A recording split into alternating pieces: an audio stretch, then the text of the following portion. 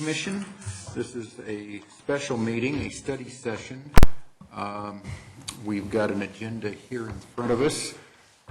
It's Monday, December 27th, and if we could have a roll call, please. Mr. Bockenstedt. Here. Mr. Brown. Present. Mr. Coronado. Here. Mr. Iteraria. Here. Mr. Newfinke. Here. Mr. Metcalf.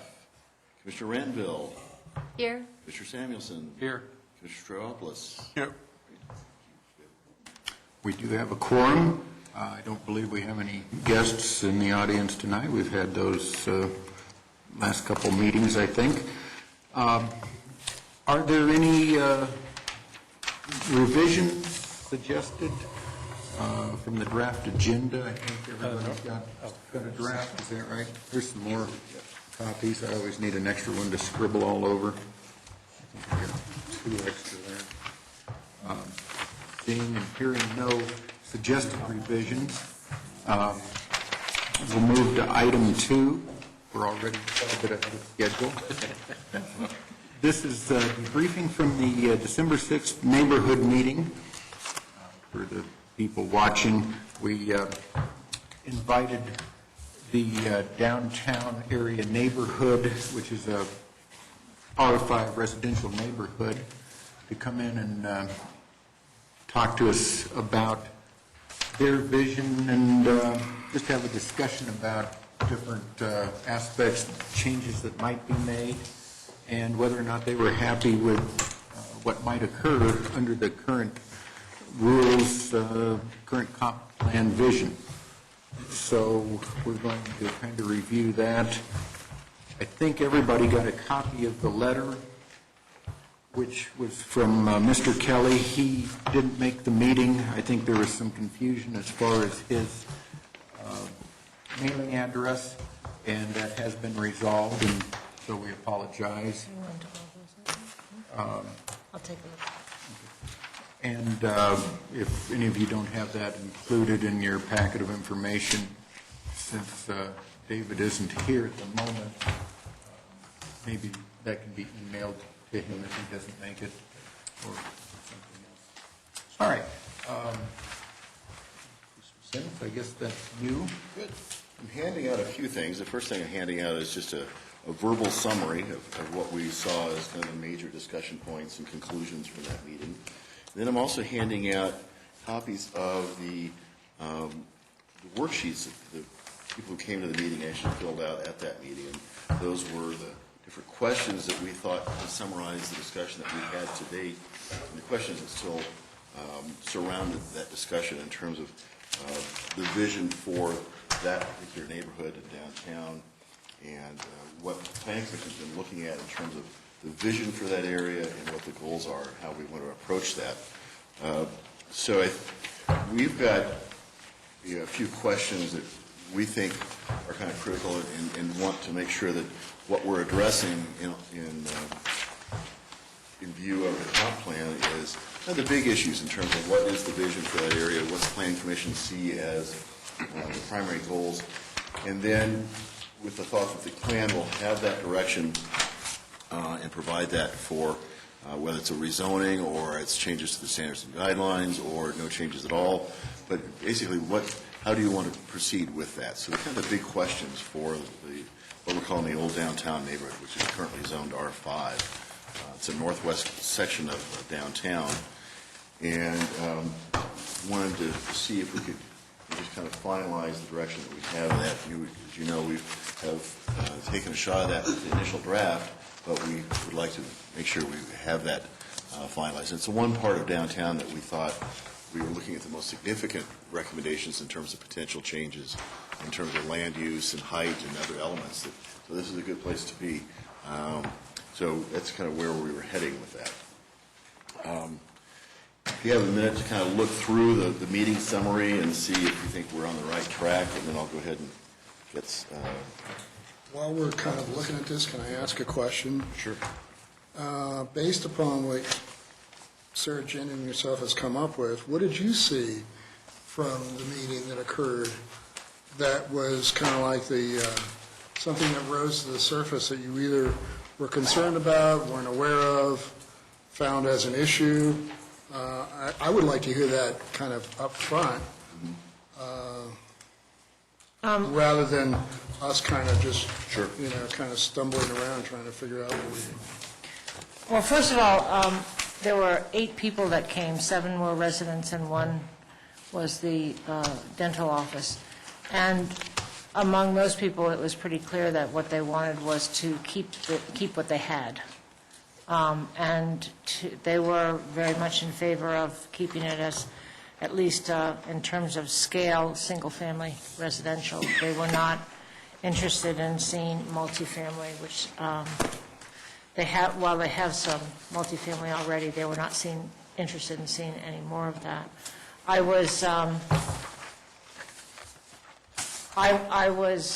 a little bit surprised that they did not seem to have, did not want to hang on to the rights that they have now under their zoning so much as when compared to the idea of keeping the neighborhood.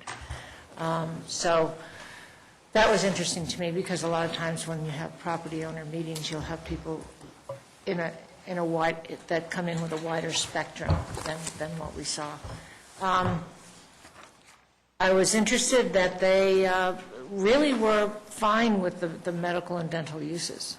And they didn't really it didn't seem to matter to them if there were more of them, as long as they fit in to the existing housing and so forth. They were pretty, not very, they had kind of a spread of opinion about that issue. And then also with the expansion of that, while I think that they want to keep the smaller scale, they were open to the idea that a business needs to expand. And as long as it stayed within whatever we define as a fitting into the neighborhood, that was okay with them. They wanted lights, almost to a person. Dennis, did you have anything else that you saw? Oh, the parking lot thing kind of confused me. Surprised me a little bit. And the parks, too, the fact that they wanted the park to be more passive. They were happy with the fact it didn't have a lot of activities in it, Geneva Park, and so that was interesting to us, I think. Yeah, they weren't looking for playgrounds or anything like that. And Remind me about the parking lot, I'm sorry. we talked about parking lot as a conditional use, that you could take one of those houses and raise it and use it as a conditional use, as long as it was providing parking to the business next door, as I believe that's the way that read.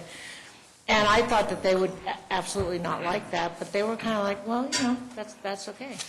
Not all of them, but more than I thought. I don't think any of the other things were very, very surprising. There were some things, some questions that we asked that perhaps were not as well worded as they could be, and there was a big spread across them. But like, for instance, on the medical and dental office, when we said, should it be limited to 30%, everybody was kind of right in the middle, like, well, maybe.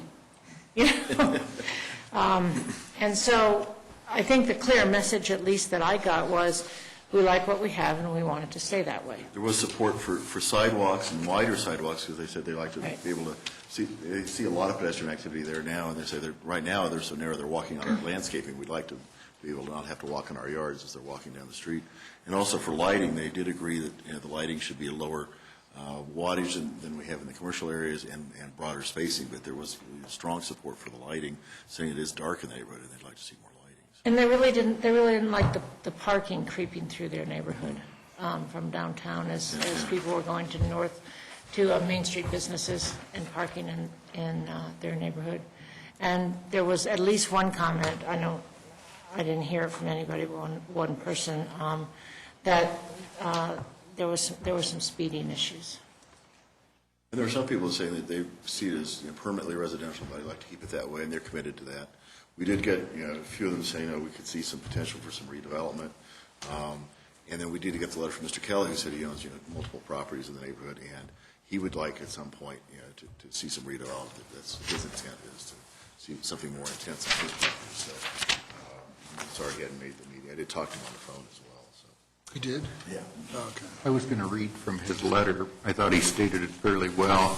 This is and Gina Kelly, who are residents of Littleton, and they own, looks like almost half a dozen addresses in the downtown area that we're talking about. He says in his letter, our intention is to have the choice or option to build a single-family dwelling or something else that would conform to the current R5 zoning guidelines. We, of course, are interested in maintaining the integrity and character of this downtown Littleton neighborhood. Seemed to be about what all the other folks had to say. And then the other one that they brought up was sort of a fear as Main Street got tavern and other businesses down there, that two things might happen. They might get additional parking pressure in their neighborhood, even though I think we explained that the tavern does have some parking behind it. Is that correct? And then the noise. Enough, right, yeah. And the noise was the other one. That, are they going to have a band on the roof? And is it going to keep us up in the middle of the night, in the middle of the summer? So, did I miss anything, Dennis? No, just I think the general commitment of the people who were there to get involved and commitment to the character of that area is really impressive, I think. I guess what I see, I have a thought in my mind that I don't know will be agreeable, but I just need to say it anyway. I think that what you've done, insofar as summarizing and everything else, is very well done. I appreciate that tremendously. What I do see, instead of us kind of looking at this point in time and try to struggle and make something more out of it than when we just had 7 people at a meeting, I guess I would prefer that when we go to before the public hearings and stuff, I would like to have another, during that public hearing or public process, that all this information, just as you pretty much handed it out to us, with maybe some of the highlights you just in bold or something like that, that they could also get as a part of this R5 issue, that we could have that as part of their information, that when they come to the public hearing, that they could discuss this and kind of render I'm going to say a critical opinion of what's going on. Because in reality, I could see it spending the next hour and a half just trying to figure this out. But, to me, it's speculation on my part, in my brain. That's the way it comes across. And the last thing I want to do is speculate how other people should live or how I think they should live. I want to hear how they want to live, and then we could determine whether or not we recommend for certain changes to occur. I suggest the same. I'll give you the sidewalk as an example. I live in Littleton as well, and my sidewalk is nothing more than about maybe, it's real small. And it's like, it's pretty predominant throughout the city of Littleton. I'm not, so I guess my comment is I could say the same thing about my neighborhood, and I think anybody who lives in a neighborhood that's been around for a while, I don't know about any of the newer ones.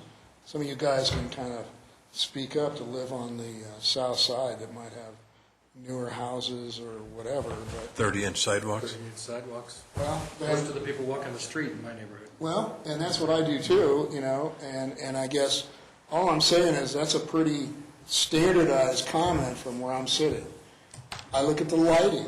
I'll just summarize on that. Same issue.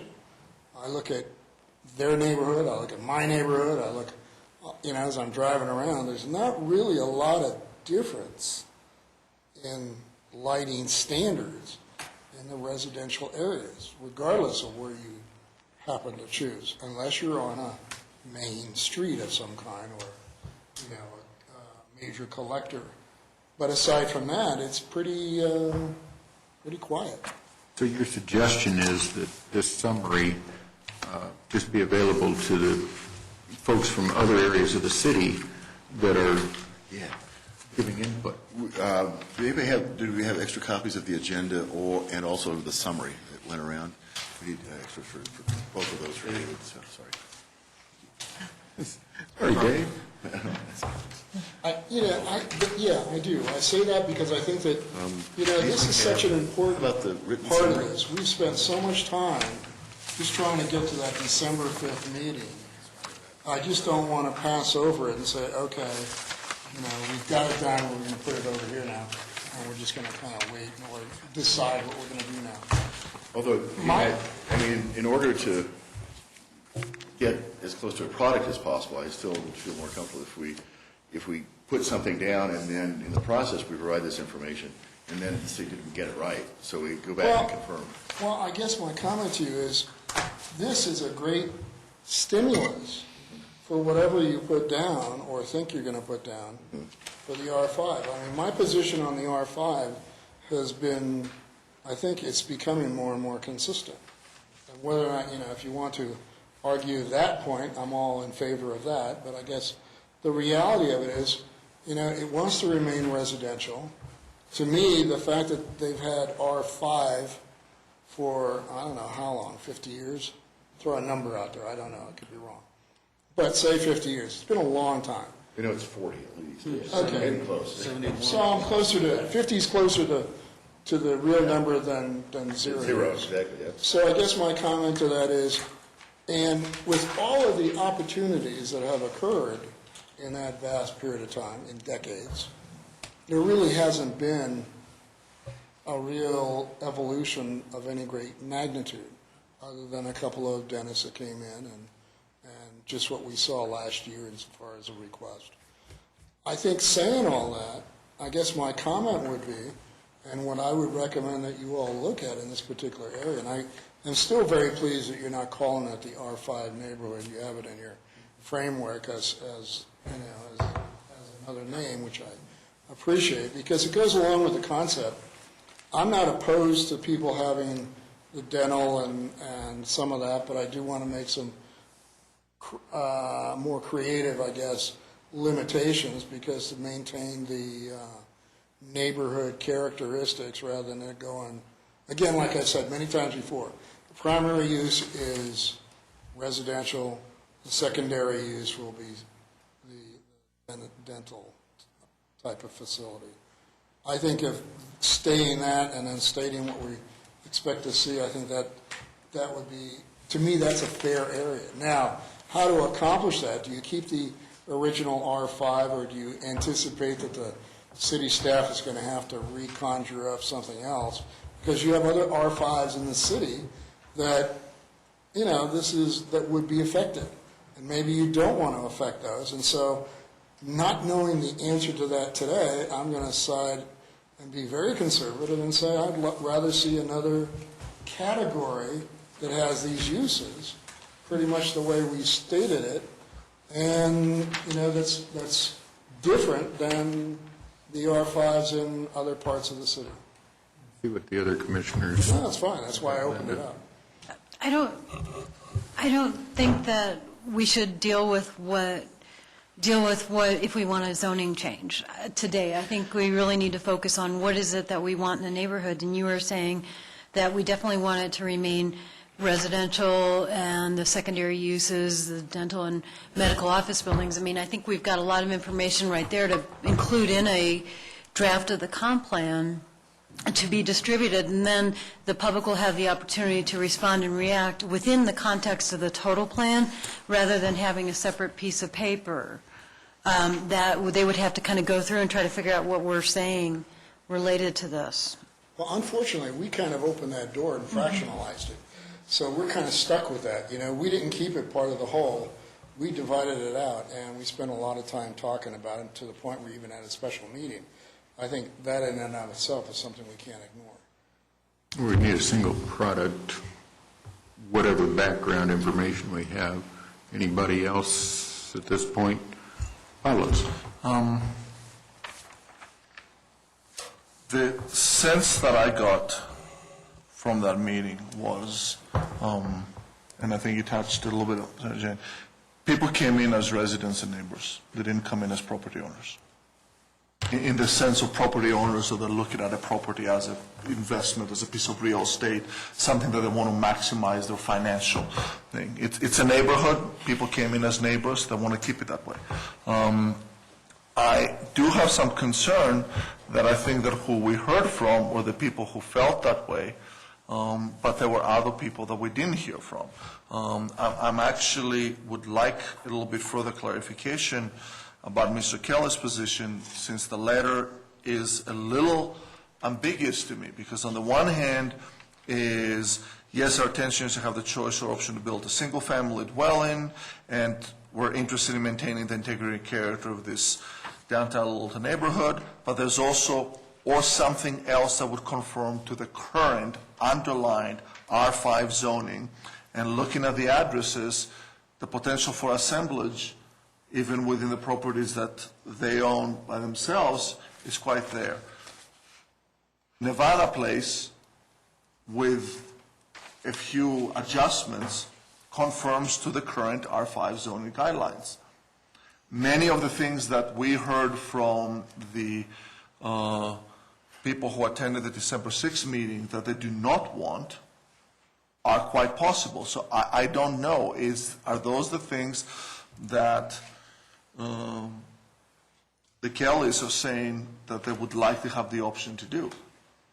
We also have not heard from the people who live in the duplexes and the triplexes, something that other people didn't want. So I think that's important to take into account. We did have it at our first meeting, when we did the neighborhood focus group, we did have one person who owns what is now a duplex at the corner of Nevada and Berry, and he said that he at one point wanted to be able to have a third unit on that property. So that, you're right. I mean, other than that, we really haven't heard from a lot of those owners. I mean, this time around, we heard from 8 out of 47 property owners. Well, actually, the Kellys owned 5, so the 8 out of 43. Last time, I think, at the focus group, we had 10 or 11. Okay. We haven't heard, and most of them were here again this time, okay? So we haven't heard from even a significant minority of the owners or residents in that area. We're shooting from in the dark on what we have heard. Basically, it's we like it the way it is, don't change it, and don't really foist on us some of the things that are inherent in the R5 zoning unless I own a property and I want to take advantage of it. Okay, it's the same old conundrum. He likes the idea of protecting the character and the nature of the neighborhood, unless he wants to do something that changes the character to take advantage of the character. So we're the ones that have to make the hard decisions. Okay? So sooner or later, we're going to have to decide, yes, we're going to protect the character of the neighborhood, or no, we're going to leave the R5 zoning to run its course. We can't continue just to punt on this one. No, and that's why I want to say, is there any further clarification, since Dennis, at least you talked with Mr. Kelly? In the phone conversation I had with him, I actually had a sense more than I got in the letter that he was interested in kind of redevelopment potential for the site. That didn't come across in the letter, so. The current underlined was a no, do not sort of down zone this area. That's what stands out. Right. Well, I guess it doesn't stand out to me because you could have the same stuff in a similar zoning and not have it called R5. There's things you can do. So I guess I'm not saying that that's totally it's not a and or situation here. I think there's a lot of things and there's a lot of options that haven't even been talked about yet, but that's another story. There's reference in this letter to the city's plan for the 5,400 and 5,500 blocks of South Curtis and Nevada streets. Is that, anybody know is that Nevada Place? I think he's talking about this plan that you're doing now. Yeah. Oh. That's the sense I Is get. what he's talking about. Yeah, there's been a lot of comments going around the last few months. I keep hearing them cropping up. Well, the city has a plan and it's already being finished up. And it's like, what? We do? Obviously, they're not paying attention. Can that be forwarded to us? We'll make our life easier. That came up at the Historic Preservation Board meeting 3 weeks ago, 2 weeks ago. Same thing. Well, the city has a plan, and we're going to try and conform to that. You haven't seen the plan because we haven't. So anyway, there are rumors out there. Are there key elements that, we've got two up here, primary residential, secondary medical, dental. Other things that you heard at the meeting or you think are universal enough that you're comfortable putting those in, and they may not get to everything, or some things that you think, well, we're not quite sure, but let's put it in, and we'll take it out to the public hearing and the public process. to get I comments saw on that it. height being a big issue, that 30-foot height, which is not necessarily consistent with R5 now, is it? Yeah, it is. That's what current zoning allows, is 30 feet. The PDO process allowed something different on Nevada Place, and what's being built now, because it all came from the former St. Mary's, is kind of an exception to what might happen. They didn't seem, I guess, overly concerned. They kind of seemed resigned to, well, there you have it. And that's kind of the position we're in, coming in after all that was approved and now that a good portion of it is built. So I agree with the height.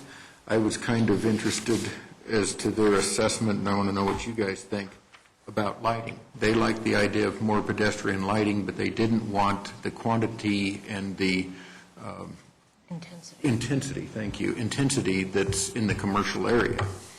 So I guess I have a question to that. Okay. And I think I've said it before, but I'm going to say it again. And Dennis and Suzanne, do you all know if there really, truly is a city lighting plan for both residential and commercial? I can add some areas? information to that. I ran across in my collection of paperwork and everything else, sometime around October, there's no date on it. It's a draft city lighting plan, or city lighting ordinance. It's about 4 to 5 pages long. I think that's the lighting ordinance, though. So, yeah, I think public services, is a little different than us in terms of, what their street plan is and what their bicycle plan is and all those things. So I think, unless it's something different than I'm thinking, David, which it might be, I think it may be just a lighting ordinance that we're doing. Is that something that would have been presented to the council in October, or DRC? Or DRC we've talked DRC, about. okay, DRC that's we've probably talked where it about, came from.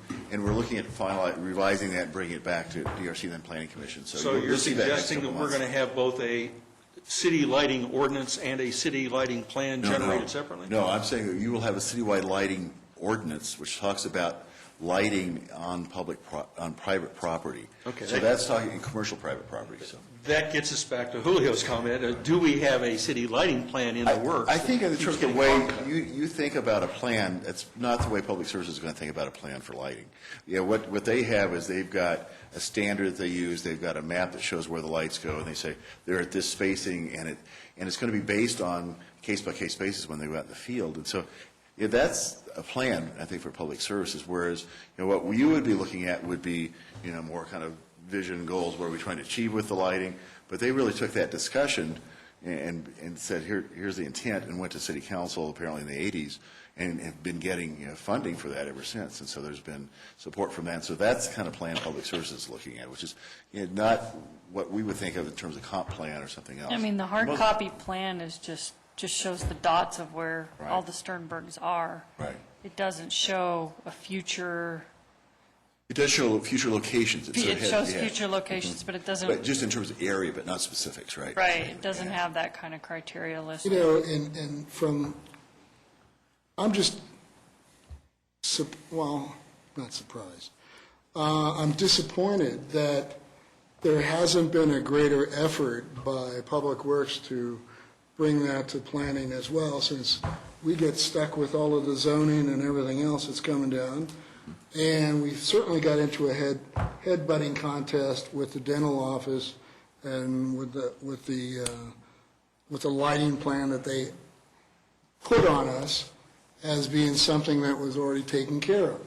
When in reality, I believe it would have been a little bit more appropriate to be all on the same page rather than being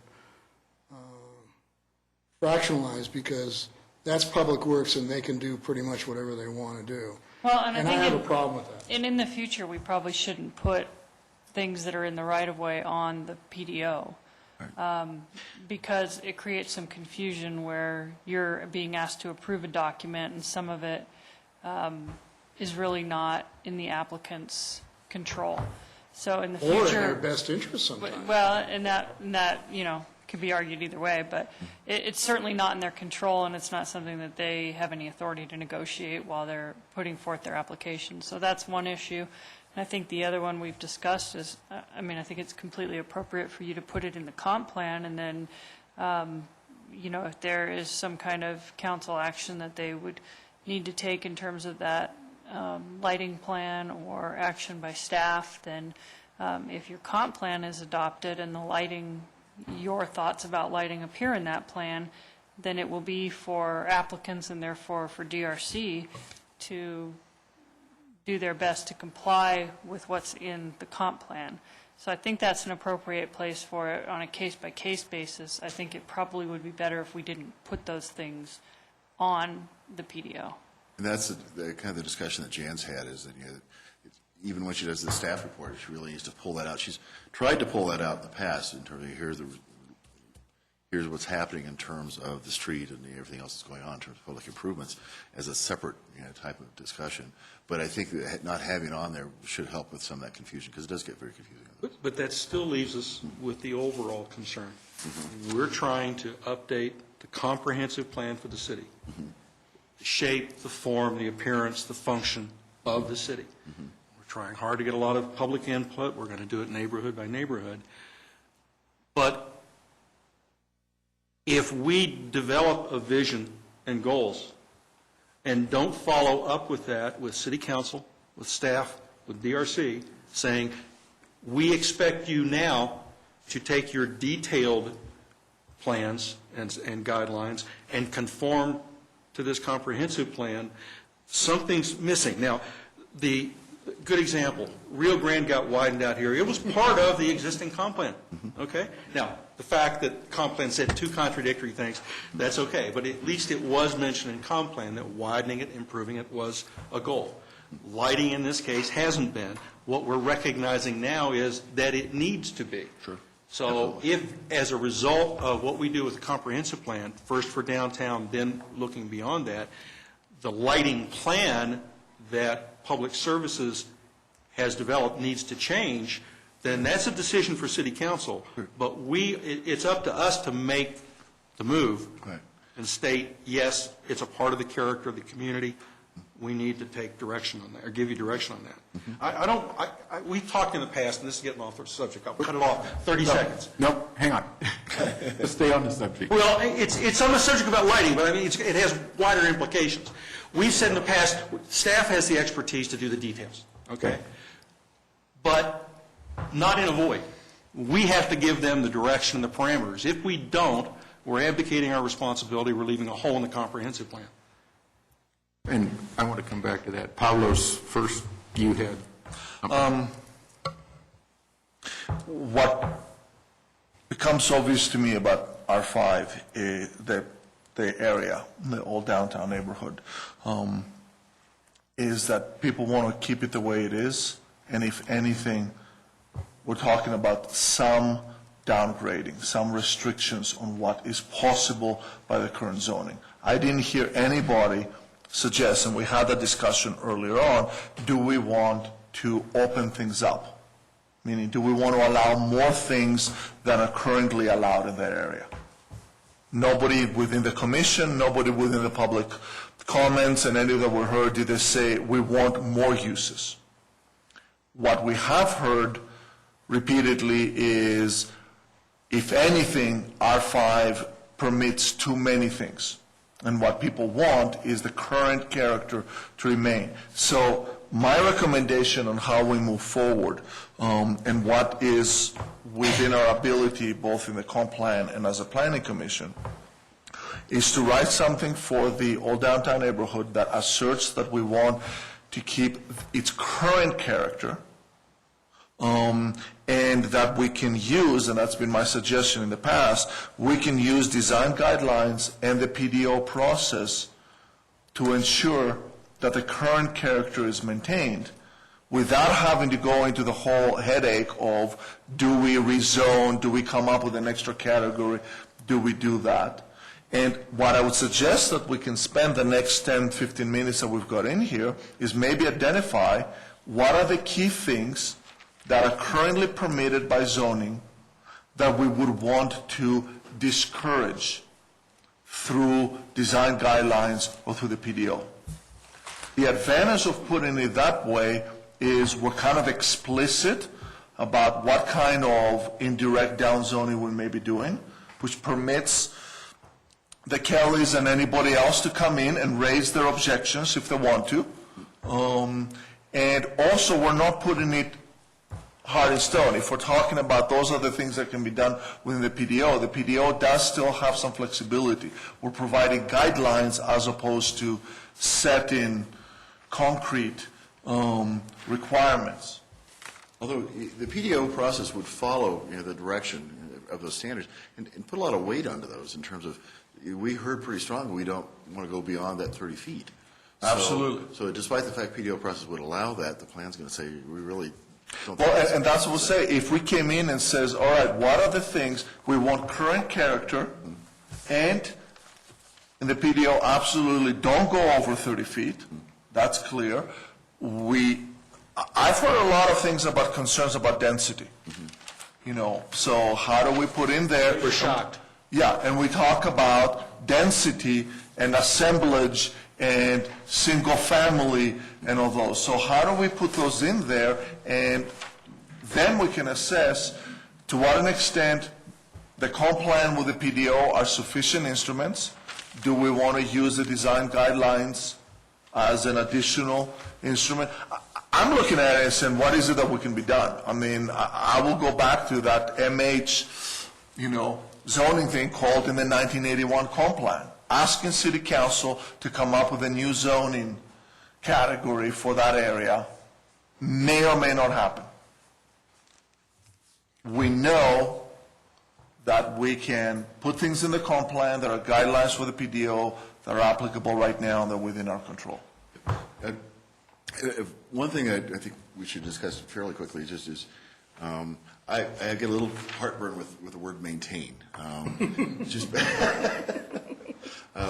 can't think of any neighborhood or any place anywhere that couldn't somehow be improved to some degree. As long as you retain the essence of that character, there's certain little tweaking you can do, and if we're too careful about maintaining, it means you don't do anything, if it's really strictly interpreted. So I would think we want to think about what's the right verbiage that we really think about in terms of that character. Is there a way to keep the essence and still see some changes? The term that I use is retain its current character, which is a little, well, even you use the term retain, as it does have slightly different. Okay. And we're talking about character. The problem with that, of course, is you're going to use verbs like that one way or another, okay? Right. For example, I went through the Centennial Comprehensive Plan, and it says promote and assure and maintain and develop and encourage and that sort of thing. Most of those are just as meaningless as what you're talking about. There's no substance to them, okay? It's undefined. Every now and then, they say things that have some teeth to them by encourage such and such by, okay? Maintain by. So we're not going to say everything has to be frozen in place. If we're going to talk about maintaining the character of the neighborhood, then what we should be looking at is what kinds of things could come in there now that would disrupt the character or the fabric of the neighborhood. Some of the things we've already talked about tonight, we had talked about with them, was bigger than the size of medical dental practices they have now. More duplexes, triplexes, or even a Nevada Place. Nevada Place, kept to the 30-foot limit. So if that's what we're hearing the current residents say they're afraid of that's going to change the neighborhood, then that's what we ought to be talking about. One way to kind of approach this is there anything on here that gives people heartburn? Anything on this summary sheet that says, no, we may have heard that, but we disagree or we think of a problem with that? Is there something on here you say, we really did forget?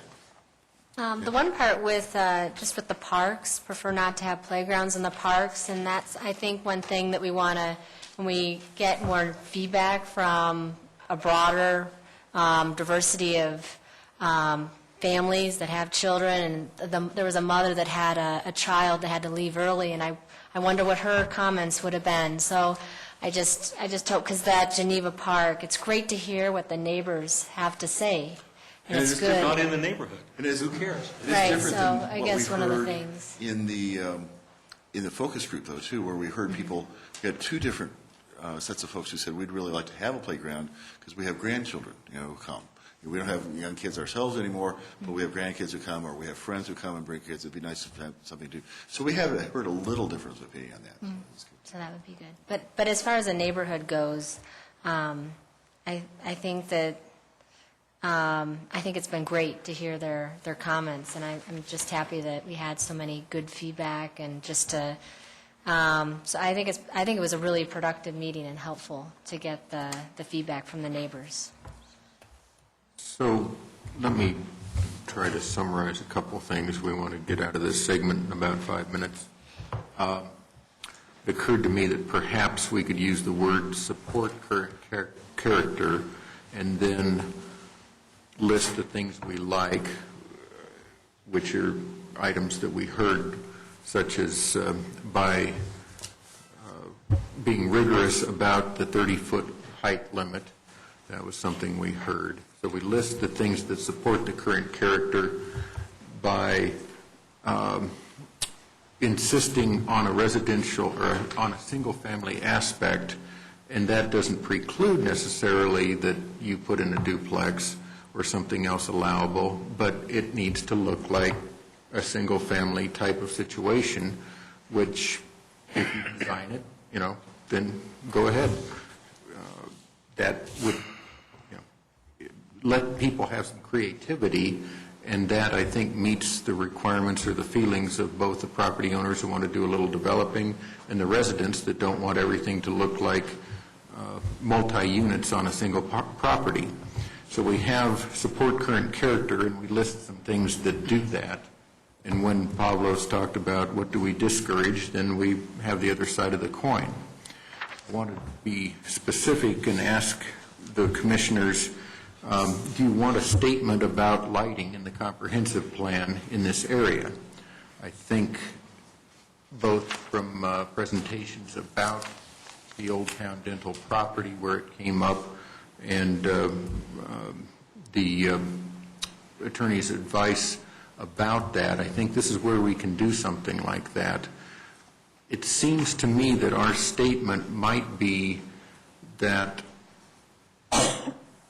the city develop a lighting plan beginning in this area, much as we were tasked to begin in this with a comprehensive plan review, and then that lighting plan reflect a couple of the things we heard from the residents here.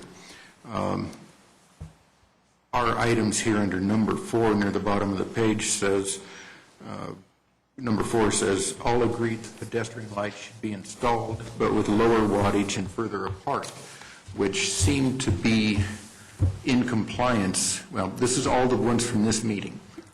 And that seemed to be some of what Ms. Chadbourne was saying, and then she delved into it. I think everybody got the files about her presentation. She's spoken to council a couple times. So there's some feedback there, sort of a sole source. But we're going to have to filter out for logical inconsistencies. Sure. But that would... Lower wattage and farther apart means dimly, bright spots, dark stretches, and a bright spot. Okay? If you want the lower wattage, then they're going to have to be close together. Well, that's relative. If you want... I'm just saying... The street lights now on my street are very bright under them, and then there's a long, dark stretch. So we have to decide what our goal is. No, we have Okay. to indicate that the city develops a plan that is sympathetic to what the residents said. I don't know what that plan looks like, but at the comprehensive level, again, we've talked about this 30,000 feet, and the commissioners have pointed out, there isn't a plan. There's a lighting ordinance, but there's not a plan. So let's get one in place, and that can have a separate hearing. But in the comprehensive plan, we say, get that in place so that it's not property by property as occurs through the DRC. I think it would be fair to say, as a citywide, this is one of those that falls in the citywide thing. Where lighting is is not only a residential issue, but in reality should be also a commercial issue. And, you know, we've talked about the Sternbergs, is that what they are? Mm-hmm. You know, and so far the only part of the city that has them is downtown. If I go along Broadway, they're not there. If I go along Bowles, Dry Creek, and, you know, and other parts of the city that I would classify as equally as important, you know, even all the way down Littleton Boulevard. I mean, for that matter, I mean, stops. So the comment is, you're right, we need a lighting plan. We need one for the commercial area, we need one for the residential. I think everybody in the city should have the same standards, be it either for their residential or for their commercial. And if you want to make it a different one for a certain part of the city, that's a separate plan, you know. But generally speaking, that's where you start from. And that's all I want to say about that. Craig, I think you had. Yeah, I don't want to water it down much, but I think, you know, the discussion of spacing and wattage is way too detailed for a comp plan. I agree that a plan is necessary and lighting is a major component of it, but, you know, based on what we heard from this neighborhood and what we've seen and discussed, I think it goes beyond lighting. It goes back to better streetscapes, sidewalks, better crosswalk. I mean, all aspects, street trees, you know, whatever. Lighting being a major component of that, and perhaps the goal or the statement that's in the comp plan addresses it more broadly with the need on a neighborhood by neighborhood basis, or something along those lines, where plans are developed to, maybe they're design guidelines, maybe it's a street lighting plan that develops a hierarchy of systems through the different neighborhoods. But there's some outcome that addresses the infrastructure, which is outside the zoning. I'm kind of looking at this as, you know, the comp plan's impacting both zoning or character placemaking, but it's also impacting the infrastructure that Public Works, Public Services is going to be implementing, and, you know, some of it's outside of our zoning review. Let me just ask, sort of a statement like I was speaking about for council here. Is that a statement that tells us we need a lighting plan developed? Does that make sense for the comprehensive plan? And is that fitting for adjusting the process that now seems to flow through DRC? Does that make sense, Councilor? Well, yeah, and then some direction on what you mean by that, you know, so that you encourage pedestrian lighting, but in a less intense or whatever verbiage you want to use. I think there has to be some direction beyond just that there be a plan, but there be a plan that's compatible with whatever. Consistent with the character of the different areas, Right. of the city, or And the same thing would be true. If you're going to have, you know, that kind of all falls under a little bit of the pedestrian situation. If you want to look at it as a bigger umbrella, under pedestrian, you could have lighting, better lighting, you could have better sidewalks. I mean, those are very big issues, because what we have, we don't like. They're too narrow, the sidewalks are too narrow. We've been talking about bicycles and the integration of everything. Well, some of the physical limitations are these. And I guess the question is, that's what we'd like to see the city address in the future of, you know, are they going to leave it the way it is because of, you know, lack of money, lack of enthusiasm, could care less, you know, whatever. But the bottom line is, it's up to us to say, these are the issues we want to start to see, you know, as questions that need to be answered by the city in the next go-around. Now, if they come up with whatever reasons they can either do it or they can't do it, that's their issue. We're just here to say, we really think today it's important for them to look at this, because we're starting to get questions about people being able to walk throughout the city in a comfortable manner, or at night through neighborhoods, et cetera. So talk about the parameters. It's safety, geared to the activity level, while protecting residents and occupants from unwanted glare and light levels.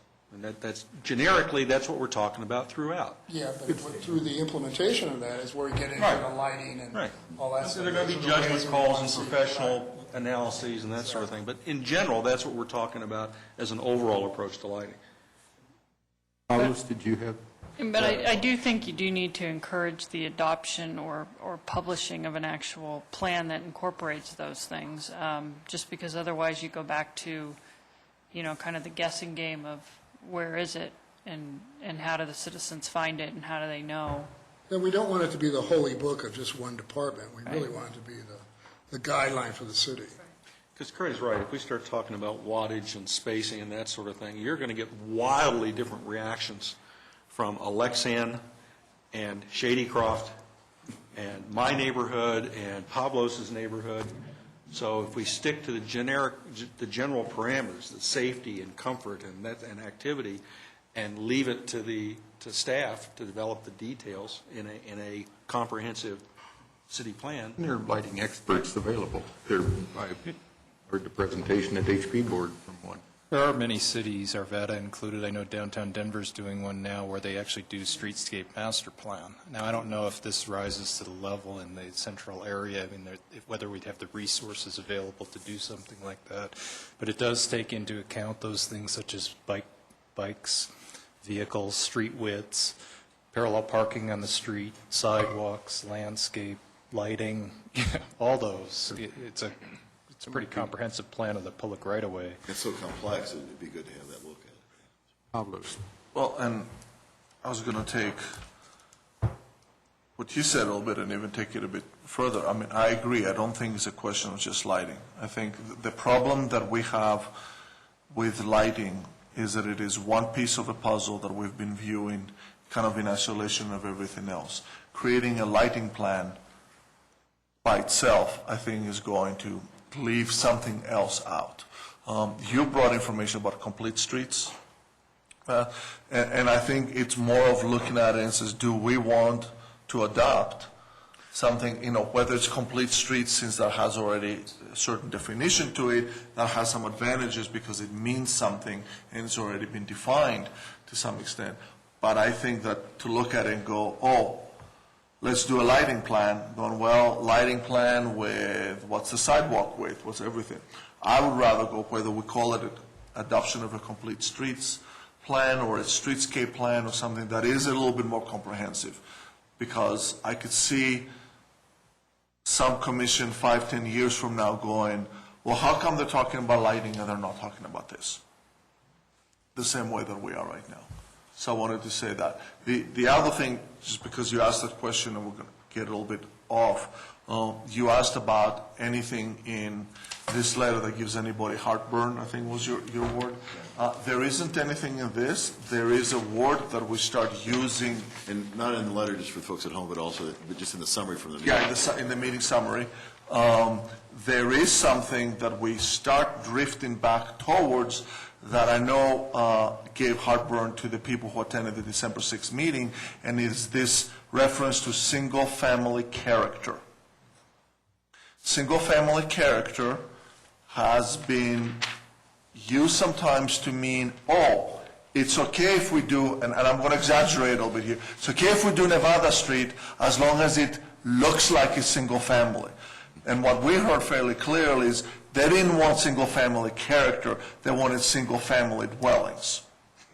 So I want to make a clarification. When I'm talking about maintaining the character as it currently is, that doesn't, what I heard loud and clear from the residents that came and spoke in December 6th, and to a large extent from the ones at the previous forum, is they wanted things to be fairly close to what they are, not something where we start using massing and a whole bunch of other design things to make it look as if it were what it currently is. One clarification on that, I think I heard pretty consistently from people that they didn't say, don't change what we've got. We're okay with what we have, we just don't want more. So, Yeah. okay, Exactly. Is that what everybody else heard? Yeah, so I just want to say, as we're beginning to use the term, aspect, because that's what is written up there, SF aspect, look like SF. That's not what's in this meeting summary, and it's not what they said. They didn't say we want it to look as if it were single-family dwelling. They wanted to stay single-family dwelling. No, you're right, and I mischaracterized that. Yeah, it just sort of, I mean, even I have the tendency, we start falling into this, and we want to accommodate, and we become this, elsewhere. That's not what we heard. That's not what's, because I reread the summary and look at it and go, the summary is very good. It doesn't talk about things looking as if they are something that they're really not. Recognizing that, as we said, we only had a handful of people out of all the property owners there. Yeah. That the current zoning does impose other restrictions on setback and density and heights and that sort of thing that would constrain that somewhat anyway. But we've got half the property owners in that neighborhood that are not resident. Okay, they're landlords, like the Kellys, who at some point or another, as they acquired those properties, had the idea that they were going to be able to do some improvements, enhancements, development. The question is, are we now going to do an outright down zoning? And now you're talking a serious down zoning. Or are we going to try and keep to the character by the appearance, even though the density may get up a little bit? And that's a go or no-go decision. That's not a decision we can defer in the comprehensive plan and let staff worry about it later on, or we're wasting our time here. And my recommendation for that is that utilizing the PDO process, that we define some things where we're effectively putting additional restrictions on what can be done from what is allowed in R5, be explicit about them, because there's a certain point in which we cannot continue to leave the door open for what people who didn't show up and didn't tell us what they wanted might want. My suggestion is that we're explicit about what additional restrictions we're putting, and do a better job of getting the word out about those restrictions. And if that raises, the ire on a lot of people and gives a lot of people heartburn, then they show up and they tell us. We know from experience that if all of a sudden you make it very clear that you want to do something that people don't like in this city, we're going to hear about it. So that's my recommendation, is come in and say, yes, those are the things that R5 permits, and through the PDO, we're going to put further restrictions and be clear about them. And through PDO, we could not restrict the use. We couldn't restrict whether it's single-family or multifamily, if the zoning allows that.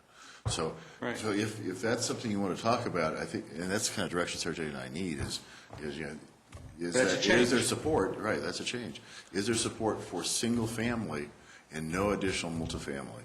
Or is there support for multifamily, low-density multifamily that looks like single-family? And that's as you point out, that's a real critical distinction. We ought to get that clarification from Suzanne, because I think Pavlos' thinking is a little different from the situation. If, for example, the Kellys acquired 5420 and 5450, or 5410 and 5450 on the other side of the property they already own, give them 3 lots side by side, they wouldn't have to come in to us to put multifamily on those 3 lots. That wouldn't be a PD. Well, you would, because it's in the TIZ. Okay, never mind. But answer my own question. I think you can do it either way. But, I think Pavlos' point is he maybe wants to get to the same place that you're talking about on this side of the table, but he wants to get there a different way, which is to restrict through the PDO process. I guess the situation you brought up would bring up the assemblage issue, because you assemble those 3 lots, and yes, you could probably put a duplex on each lot, but then would you allow the 3 to be assembled and then put a larger multifamily structure on? My concern is whether they have to go through the PDO process or not. If current zoning says they could take those 3 lots and put multifamily on there and conform to the envelope, the setbacks and the step backs and the heights and everything else, but as part of the PDO review, we look back and say, well, we said in the comprehensive plan, we weren't going to do that, regardless of what zoning says, we're going to be slapped with a taking lawsuit the next morning, guaranteed. So if we're going to do something, we better be explicit about it right now and tackle the problem by saying to council, this is the way we're going to do it. We want to restrict it to single family, that we know it means rezoning, we know it means arguments about the taking aspect of zoning, but let's do it now instead of waiting for a test case to come up. And my suggestion is that because the PDO is an instrument that we already have within our control, if we define what we can and as well as what we cannot, clearly, I am hoping that through the public hearing process, we are going to get a much stronger sense. Because right now, we've been asking people, well, what about this, what about that? I think if you tell people, we're going to do this, do you like it or not, they're going to say yes or no. How many people out of the 47 property owners, sorry, we said 43 property owners down there, do you need to hear, hell no, don't do that, before we decide you're right, we're not going to do it? 1, 3, 5? How many? In terms of rezone, that's up to city council, that's not up to us. All I'm saying is, we can't be coy about it. If we're going to adopt a comprehensive plan that doesn't allow anybody to do anything in there but single family, then tackle the issue now and get it straightened out, make the zoning conform. The question is, what do we put in the comprehensive plan? So let me try to push us to the next item. Given this discussion, and we had some specifics about lighting and height and so on, can staff come back to us with some language for this area that we would put in the... Sure. And Suzanne, did you want to respond to that discussion too before we move on, or? Well, I guess I'd like to know, I made the comment that it seems like Pavlos is trying to get to the same thought that's going on both sides of the table, just a different way. I mean, is that really everyone's thought? Because if everybody's thinking is, yes, we really want it single family, then it's a lot easier for staff to come back and say, if you want single family, here's your options. Here's your options under PDO, here's your options under rezone. And then we can bring those to you so you can get an idea of what it looks like, and then ultimately it would be up for council to decide how to legislatively do that. But is that, in fact, what you're saying, or is that just what a couple people are saying? To answer her question. Go ahead. And, well, by a straw poll of the commissioners. But did you have something else, or were you going to? No, I was going to help. I thought I was going to try to help the current discussion. Okay. Well, commissioners, based on what we've heard and what your understanding is, do you want to have staff come back with a path that leads to single-family residences rather than any other aspect in this area? How about a show of hands, if you think that's what... Primary is residential. That's what I've been saying for a long time. Well, not primary, only. I'm hearing only. So that's the distinction. Well, no, because I was under the impression that, because, then I can't vote. No matter what you do, I can't vote. Well, I mean, only in terms of future. So we could, right. Yeah. So we could say the existing medical dental could stay, the existing duplexes, triplexes could stay. Anything new is going to have to be single family. I think that's Nothing new but single family. right. So basically, anything new is effectively R3. We're grandfathering everything where it's at, and anything beyond that is R3. Right. That's not real the sense that I've gotten. The sense that I've gotten is a lot more on they don't want to start seeing larger structures. I think that, I'd like to see where it is, but on medical and dental, it was, allow them to expand. That was there, they can... Right, so that's grandfathered, allows them to expand. But let's be clear about that word grandfathered. We don't just mean exist I mean, we mean you cannot expand your use. That can mean you can't add a dental chair. That can mean you can't add a garage. You can't expand your use. So when you are grandfathered as a non-conforming use, it's a very restrictive,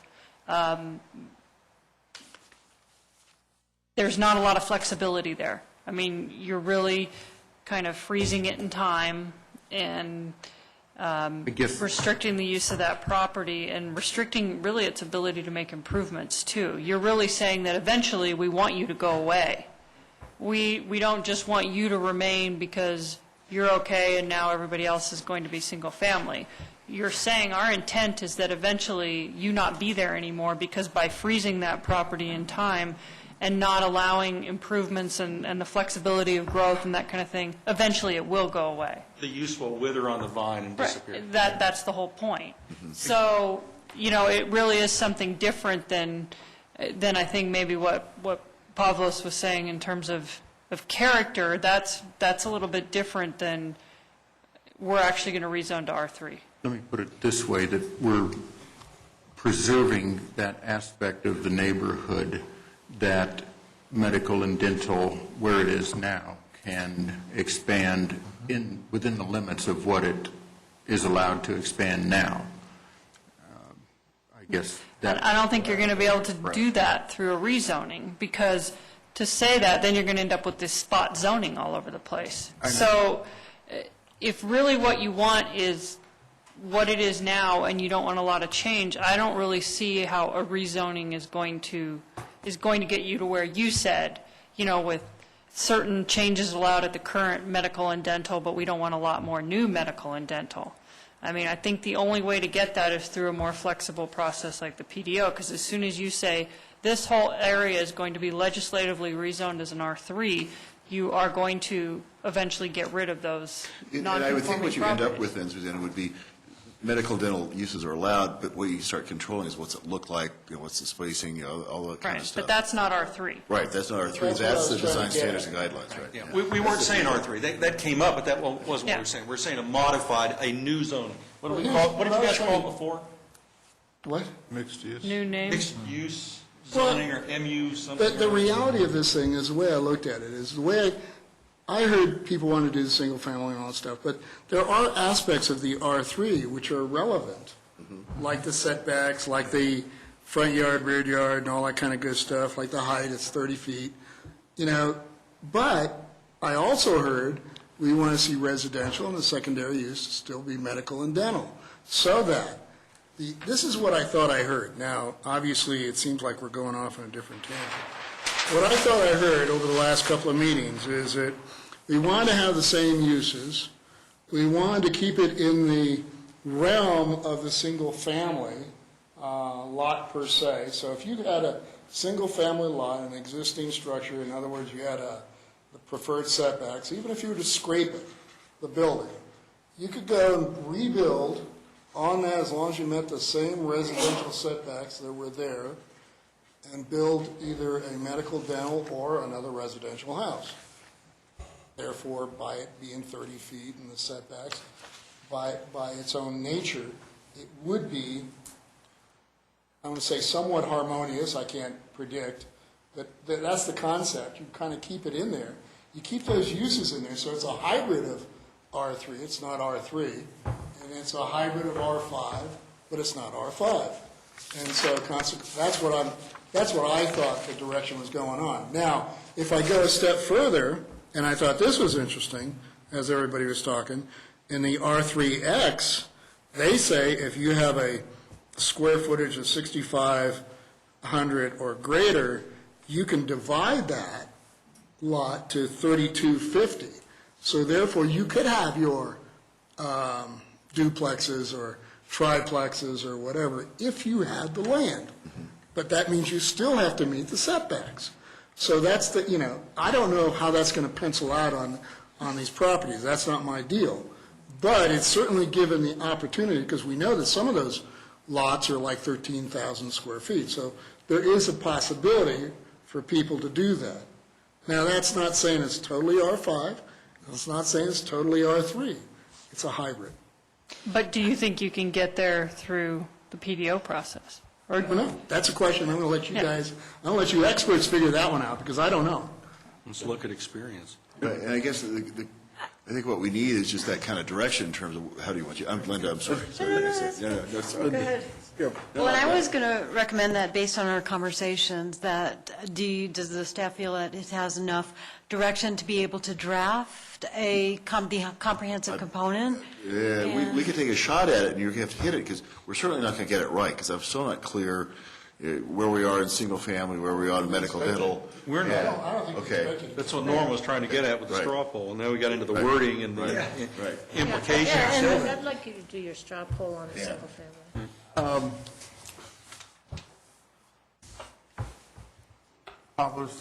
So, try to make something that can be motion. What would help me is I'd like to ask staff to provide us with an analysis of what can be done within, one, comp plan and PDO process, two, design guidelines, to meet the desires of the neighbors as summarized in this summary, and include what would still be permissible by zoning that would go against those desires. For me, the main thing is, and my rationale in all this is, I'm looking at what is it that can be done within the comp plan, within the PDO, within the design guidelines, because those are within our control. It's not about being coy, it's not about avoiding zone or anything, it's just being explicit about what we can restrict and what is still permissible. If we put that out into the public hearing, then if we've missed it, we can hear it further. This is an interesting debate. The reason I brought up the whole question about R3 is precisely because it started moving in that direction, but I was pretty sure that's not where we wanted to go, and I don't think that's where the residents want to go. I think this is a good summary. I want to know what is it that we need to do in order to get that without having to go to a whole rezone that is not likely to happen, honestly. Yeah. Linda, go ahead, sorry. Oh, no, I was just going to say, I mean, again, our focus should be comp plan, not whether we do a rezone or no rezone. I mean, we can address the big issues. It's just not. Again, we're talking about means and methods before we've decided what we want. Okay? Norm's question again. Do we agree that that all future development in this neighborhood should be single-family only? Fairly simple. If we don't, then we're not talking about anything nearly as drastic as some of the things we've been bandying about for the last 20 minutes. Single family only, low density multifamily, medical, dental, parking, kind of the big areas there, right? Is there anything else? We've seen agreement on almost everything else. We could get a straw poll on each of those. Single family only, do you allow multiple? Right only under SF then. Okay.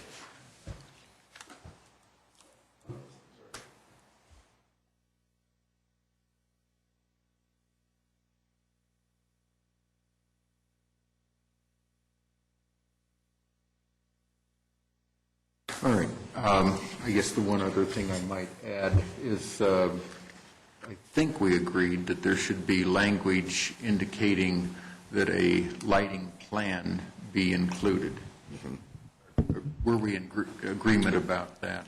But that's like with the sidewalks, and that's not a contentious issue. These are the issues that we're really... All right. So if it's not contentious, then we agree. All right. Can I suggest another way of looking at this? Because the sense that I get from it is not so much of whether it's, because there is a line between single family and low density multifamily. The question is, are we talking about assemblages and large lots collections? The guess that I'm getting when the people are saying we don't mind medical and dental as it is right now, we don't necessarily mind the duplexes as they are right now, we do mind Nevada Place. The distinction comes in of when now we're talking more than the standard building that exists in a standard lot. Once you get beyond that, That's when I hear people going, oh, that's going too far. Are these all elements of a recommended, let's see, are these all recommended elements in the PDO review? Can we put it in the comp plan that way? I don't know. Can we restrict assemblages through the comp plan and the PDO? Well, you would discourage it in the comp plan, or you would set a lot size that would then do the same thing. So I think if you answer the assemblage question, then they can come back with whatever, be it the lot size or the assemblage prohibition. Okay. So single-family only. Do we allow low-density multifamily, which is duplexes, triplexes, or more, depending on which one? And medical, dental, just existing only, or are you willing to allow new? And with, as Suzanne said, if you do existing and the mechanism we use is grandfather, then you have to assume at some point they go away. I mean, really, with everything we're saying, do you want to allow new? Because existing's going to exist, nothing Right. you can do about it. So with every one of those, you're saying, are you going to allow new low density? But if you get a straw poll out there, then I think that will give staff something to work with in terms of these major issues that keep coming up. Let's roll through it then. Single family only, is that what we think was indicated, what we've heard? And I'll say, Is that what you want to do? Wait a minute, yeah, that's not the same thing. Right. oh, okay, I Is guess, this what we are recommending? Because what we heard from one person or all versus the sense that we get is different. I think Dave is right. I mean, this is the point where we put our vote on it. based on what I heard, I will vote that it's single family only going forward. We're voting? Looks like I'm by Anybody else? myself. Yes, we're voting single-family only. Yeah. Anybody else? Looks like there's two. So I see two, okay. Okay. Low-density multifamily allowed going forward for this area. 1, 2, 3, 6, 6. Thank you. okay. The medical dental existing, We're just going to do new, as Suzanne said. New. Yeah. okay, new. So new medical dental allowed. 2, 3, 4, 5, 6, 7. Kurt, I knew you wouldn't go for that. And then New parking lots. that was Conditional use. yeah, conditional use that's an existing conditional use adjacent to, To a retail or commercial use, yeah. right. I guess my sense was that they weren't too terribly concerned, so going forward that we allow that. Is that allow parking lots? Is that what you want to? As conditional. Would this, would you allow additional, Right, allow conditional parking lots to be As a allowed? primary use on an individual lot. I think this might go to some of their parking concerns. I'm not sure where they. Because this was off-site, right? Right. An off-site parking lot. This is not for the medical dental facility, this is for a use that's in the CA, for example. You could be, adjacent to the R5. Effectively like the extra lot on Alamo that exists for Jose's Right, restaurant. exactly. Correct. Exactly. Yeah. Except it Has to be adjacent. Current zoning has to be Yeah. adjacent. This would have to be like has a to be property closer. immediately south of the R5 neighborhood, wants to buy the first house into the neighborhood, raise it, and put in a parking lot for their business. Right. The adjacent is a vital element here. Yes, true. Yeah. I think that's okay, from what I understood. Anyone else? Looks like I'm by Yes. myself on that one. Assemblages, Since assemblages are currently allowed, can we phrase the question of, I'd like to see a straw poll of how many people would like to restrict assemblages? That's a good point. And so the question that, if that's okay, Mr. Chair, would be to ask the question, how many people would be okay to restrict assemblages? Zero? No assemblage? I think we can, Second step is how much? well, let's see, because if we only get one person that says restrict assemblages altogether, then it's a moot point. Then we can define it a little bit further. let's work through that. Or maximum lot size. Do we want to?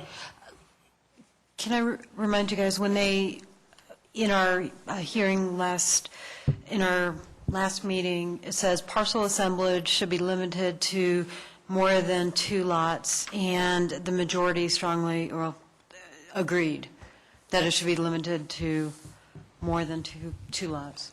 No more than 2 lots? No more than 2 lots. No more than 2 lots. Yeah, sorry. So is that, I guess, where everyone still stands, or? So no assemblage, or yes, but restricted, possibly like that, no more than 2 lots. How many say no assemblage? No one, I guess. Okay. And then on the yes but restricted, Let's say to 2 lots, to no more than 2 let's lots. try that. Okay, I'm good with that. Looks like 2 not, so that's 7. Did you get that? 7? 7 and 2. Yeah. 7 yes. Okay. Other big questions?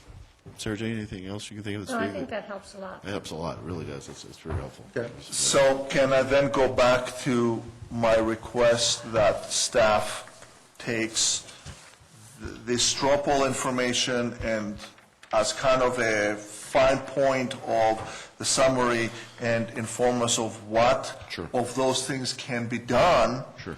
within a PDO Sure, and and the comp plan. that would not go in the comp plan, but that's information as you make that decision, right? And as you provide, okay, sure. So just as a clarification, we're limiting it to, we're saying we're going to restrict it to 2 lots, whether those lots are 6,000 square feet each or 13,000 square feet each. Right, that's where we are at the moment. That's consistent, yeah, okay. All right.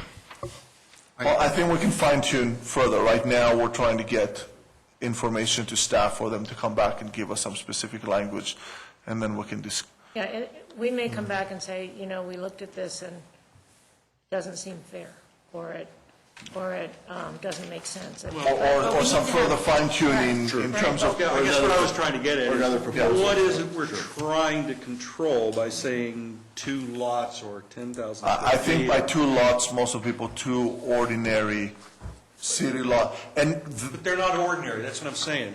These lots are more than 2 to 1 in size differential. So what is it we're trying to get at by saying 2 lots? Okay. We're trying to control the mass of the building that could go on there. So then maybe we ought to be thinking about frontage or overall square footage, but just say 2 lots. That's like, It says not an entire block, I think, but let's let staff work on that. We've ruined our schedule. Let's see what else we can do. We actually do have a that's the one thing we're good at. matrix of comments on the first draft. We all had responses to that first draft, and staff have worked their way through that. I guess from some of what I've heard, a lot of the comments were pointing out disparity, and they made corrections. So some of this is questions about direction, I guess, and you guys had a little more than a dozen. Yeah, just while Dennis is passing that out, what you've got in front of you here is sort of a synopsis of the comments on the 1 to 5 with the averages and so forth by question and also by total. And then if you look at the inside, what we've done is we've taken the questions that we asked everybody to fill out on their evaluation, and we went through it commissioner by commissioner, what the comments were and what our response is. What we found was that in doing that we had, it looks like 16 different items that came up that we felt either there was conflicting direction from the various commissioners, or it was things that needed to be discussed so that we could get direction, or things that, in some cases, things that I hadn't heard before. I don't know if they were talked about earlier, but we needed to clarify whether that's where the whole commission was or not. So I think at your leisure, you can look over these comments. You can particularly look at yours and make sure that we responded in a way that's satisfactory. And what I would suggest that we do, if you agree, Norm, is that we really concentrate, since we are at limited time, on these 16 items and see if we can get some clarification, because we really need to get this next draft finished up for you. at least get a couple of them knocked down. So the second sheet that went around, the single page, draft comments, discussion items. Unless somebody has something pressing, shall we just start at the top with need a central space downtown? What we were hoping for was just a little bit more clarification for everybody in all of these in terms of, give us a little bit more detail in terms of what you're thinking, and in some cases we may need to have a little discussion, but it'd be good just to get more clarification for us in terms of what you're thinking about with that statement. And Craig, what were you thinking? I think it would be helpful, because we did put the person's name who brought up the point, if that person explains rather than us try to guess. I think on that one, the discussion centered around public civic space, parks in the downtown area, and I think the impression of the commission and discussion has been that Bega Park primarily serves that purpose. I'm not sure I agree. It's a great park. It just doesn't seem to. There doesn't seem to be a center of activity in the downtown area, or a central public civic space, as I've seen in other cities where they have perhaps a plaza that can be used for multiple events, farmers market, craft fair, whatever. And it seems that by getting that as a goal in the comp plan, that perhaps we could set the stage as land changes hands, as public spaces become available, that there's a possibility of grabbing onto a space that could become the central space for downtown. And were you thinking of this on Main Street? Yes, around that general area, Prince Street, Main Street, somewhere in Alamo, general possibly. area. I guess I think of mainly where the Christmas tree is now, where the Christmas tree lighting is that serves that space, but it's a very limited public space for other types of activities beside that. We certainly have that with the streets when we close the streets, for special events, but it's a limited time frame. So you're thinking there's an advantage to having something that's just is permanent, available at any time for that kind of activity and for kind of meeting people and okay. On that, I think that a more practical area is the area around city center. We have fair large parking area that is not utilized in the weekends heavily. We've got a fair amount of open space that surrounds this area. It's central. I think that a lot of things could be done on weekends, where it's more likely that we will be drawing people. City center that will not interfere with the activities that normally happen in this building, since the building for the most part is not utilized as much in the weekends, and without putting the fairly high standard of shutting down streets, which has created some concerns, I think, among some merchants and others. It's not very often. I mean, how many times do we shut down Main Street? Do we really want to increase that by any significant amount? Probably not. But if we want about a public space, I'm thinking of a public space, something that is utilized at least 2-3 times a month in some kind of an organized capacity. Short of redesigning in kind of a European old town style plaza, which I think it's unrealistic. So my particular vote is that I think it's an underutilized area here around the city center. It's already public space, it's already publicly owned, publicly run, to some extent some kind of a center of governmental activity in the area. I think of, places like the more successful new communities, like Stapleton has, they call it Founders Green, the Village Green, where they show films and people come out and, and it's right adjacent to the downtown, where those people that come out take advantage of the local businesses that are there, shop there, stay there, activate the streets. We have that potential, I think, up around the Stern Park area, outside of the downtown, so perhaps the downtown isn't the right place for that, but I think it's a worthy goal for us to think about in terms of continuing to activate the downtown. I definitely think having more central gathering space would be important to draw people down to Main Street on a frequent basis. And I find that that would be really advantageous, and whether we utilize some of our Vega Park and Geneva Park maybe initially to just activate those parks more, and then if we want to start to identify other areas that we want to have a node of activity starting to happen in the city to generate people coming down for an event, that might be something that we maybe consider of where we want those nodes of activity within Main Street and surrounding. So, but yeah, having community gathering space, I think, is important. I just think it's a good goal. Could we maybe jump that to the citywide level of the comprehensive plan by saying pursue a gathering space near downtown? I like Jenny's use of gathering space as opposed to a central space. We aren't going to rebuild Littleton around a central plaza. I don't see any way that could occur. I liked your idea about the city center. There's parking. She said, maybe over at Stern Park. Again, there's some parking there. So is that something that could jump up to rather than being specific to the downtown comp plan, jump to the citywide comprehensive plan? I think it's really important to have something like that in the actual downtown plan, because it is important to get people to congregate in that area. It's hard to focus on specific spaces, even around the city center, because we don't know what's going to happen in the future.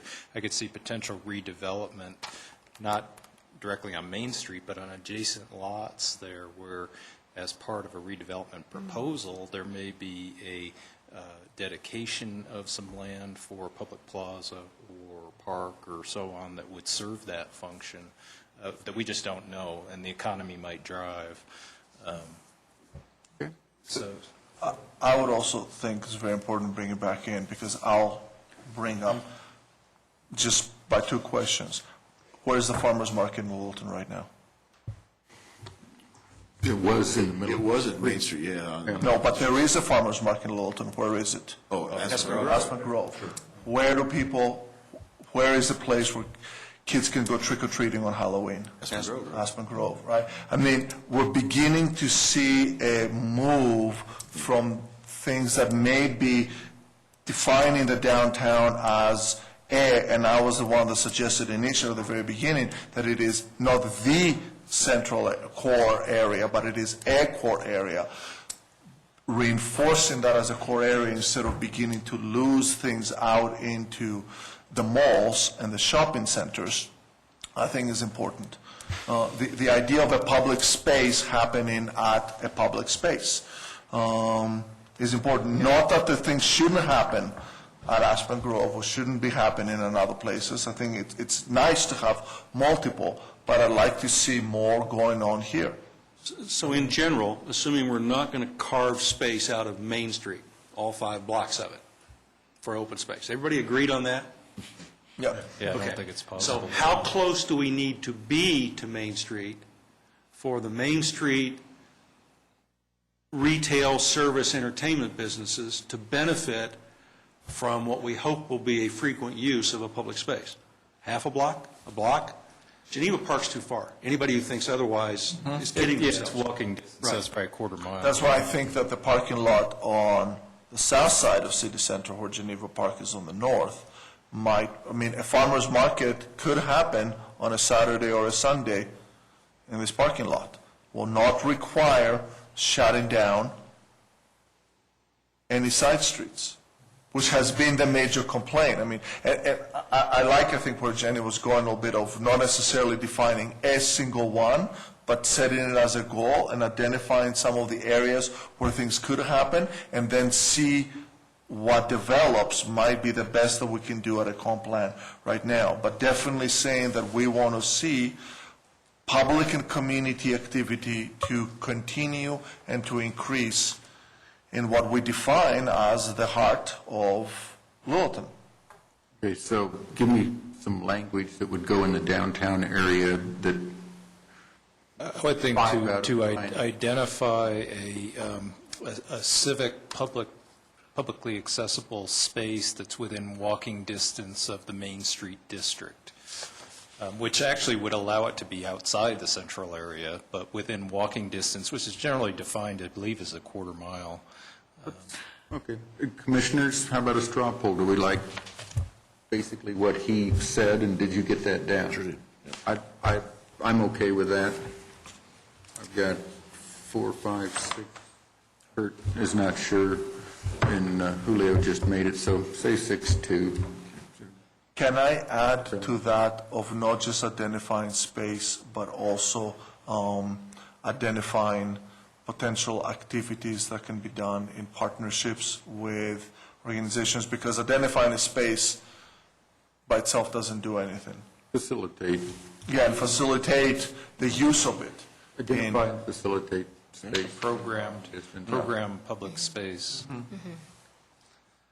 Put all those words together. We'll do that. But, The next two are mine, too, but they really are focused on complete streets idea, also called context-sensitive design, where you're designing streets to be appropriate for their context. The Prince Street, especially in Alamo, relative to traffic calming, which I think we've heard from some of the outreach we've had. road diet doesn't have anything to do with the dead squirrels.